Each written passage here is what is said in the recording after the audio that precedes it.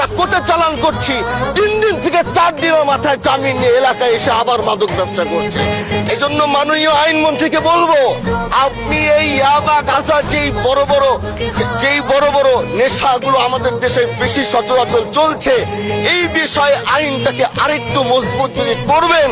আমার এলাকায় মাদক নিয়ে বড় মুশকিলে আছি, সেই সহযোগিতা আমি পাচ্ছি না। একদিক থেকে আমি নিজে মাদক বিরোধী সংগ্রামে নিজে রাস্তায় নেমে মাদকের বিরুদ্ধে আমি নিজে অভিযান চালিয়েছি।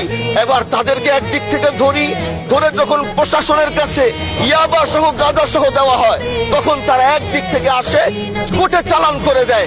একদিক থেকে গোটা দেশ বলছে এই দেশ মাদক মুক্ত করতে হবে, আর একদিক থেকে যখন তাদেরকে আমরা কোর্টে চালান করছি, 3 দিন থেকে 4 দিনের মাথায় জামিন নিয়ে এলাকায় এসে আবার মাদক ব্যবসা করছে। এই জন্য মাননীয় আইনমন্ত্রীকে বলবো, আপনি এই ইয়াবা গাঁজা যেই বড় বড় নেশাগুলো আমাদের দেশে বেশি সচরাচর চলছে, এই বিষয়ে আইনটাকে আরেকটু মজবুত যদি করবেন, তাহলে আমরা মনে করব আমরা এই দেশ আর এই সমাজটাকে আমরা হয়তো আগামীর বাংলাদেশ, আগামীর যারা যুবক, মাননীয় স্পিকার আপনার খারাপ লাগবে, যুবকগুলো গ্রামের তারা ধ্বংস হয়ে যায়। আমাদের চোখের সামনে যখন একজন যুবক ধ্বংস হয়ে যায়, এটা অন্যরা মেনে নিতে পারলেও আমাদের পক্ষে মানা বড় কষ্ট হয়ে যায়।